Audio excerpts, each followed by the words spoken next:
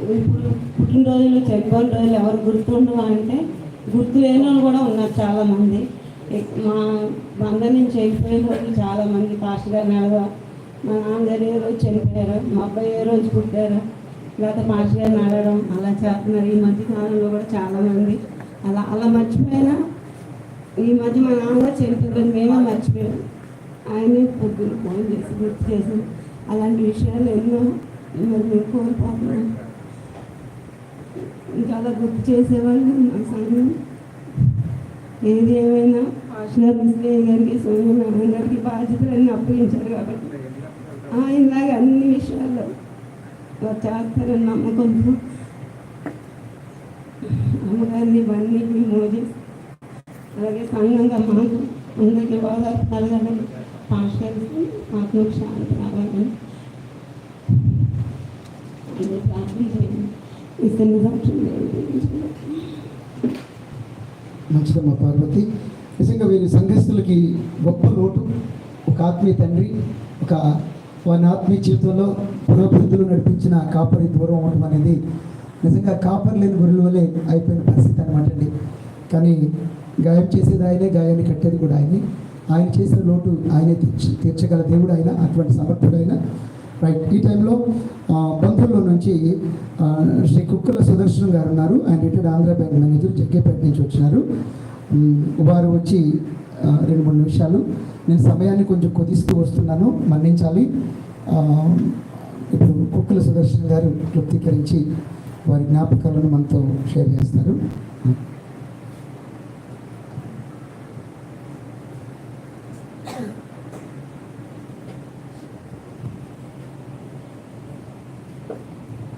దేవుడి నామమునకు స్తోత్రములు. మీకు అందరికీ కూడా నా యొక్క హృదయపూర్వక వందనాలు. నేను బుకినాల ప్రకాష్ రావు గారి 2వ అల్లుడిని, మాది జగ్గయ్యపేట. మరి మా వివాహం అయిన దగ్గర నుంచి అంటే 1984 నుంచి కూడా మరి రెవరెండ్ బుకినాల అబ్రహాం గారు నాకు పరిచయం. మరి ఈ రోజున వారు లేని లోటు మా కుటుంబాలకే కాదండి, మరి సంఘానికే కాదు, సొల్యూషన్ దినపత్రిక ద్వారా ఎవరైతే ఉన్నారో వారందరికీ కూడా లోటే. నిజంగా వారి యొక్క ఆ పత్రిక ద్వారా ఎంతోమంది పరిచయం అయ్యారు.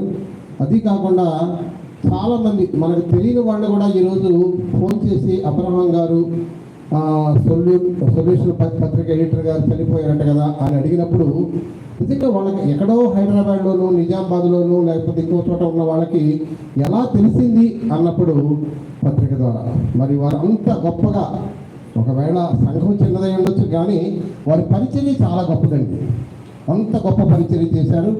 కాబట్టి మరి ఇజ్రాయేల్ గారు మావయ్య గారిని, అలాగే అబ్రహాం మావయ్య గారు కూడా సడన్గా ఒక రకంగా సడన్గా చనిపోయారు. వారు ఏ ఇబ్బంది పడకుండా చనిపోయి ఉండొచ్చు కానీ మరి వారు లేని లోటు మాత్రం మరి కుటుంబానికి, సంఘానికి, సమాజానికి, అలాగే ఈ పత్రిక ద్వారా మరి పొందుతున్నటువంటి వారందరికీ కూడా లోటే.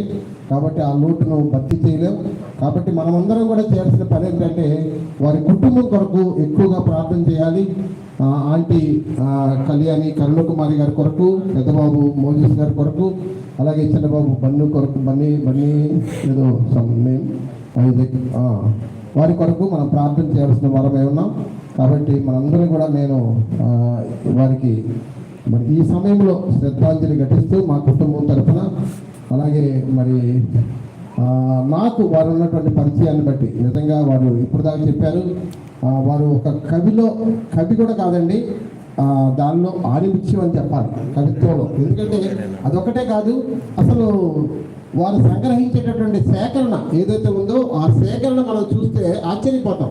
అసలు ఇంతగా ఎక్కడ సేకరించారు, ఇంత మెటీరియల్ ఎక్కడి నుంచి వచ్చింది, ఎక్కడ దొరికింది అన్నది కూడా అద్భుతంగా ఉంటుంది. ఎందుకంటే మరి ఆంధ్ర క్రైస్తవ కీర్తనలో ఆ యొక్క డేటాని ఎవరు రాశారు, ఎవరు పాడారు, ఎప్పుడు పుట్టారు, ఎక్కడ పుట్టారు, ఇవన్నీ విషయాలు చదివినప్పుడు మనకి చాలా ఆశ్చర్యం కలుగుతుంది. కాబట్టి అంత టాలెంటెడ్ పర్సన్ మనం కోల్పోయి ఈ రోజున ఈ యొక్క మరి సంఘ పరిచర్యలో. కాబట్టి వారికి ఘన నివాళి అర్పిస్తూ నేను మరి అందరూ కూడా ప్రార్థన చేయాలని రిక్వెస్ట్ చేస్తూ నేను నా మాటలు ఈ సమయం ఇచ్చినటువంటి అధ్యక్షుల వారికి వందనాలు తెలియజేస్తున్నాను. థ్యాంక్ యూ సార్ సుదర్శన్ గారు. నిజంగా సార్ చెప్పినట్లుగా మామ ఎప్పుడు కూడా కొత్త విషయాలు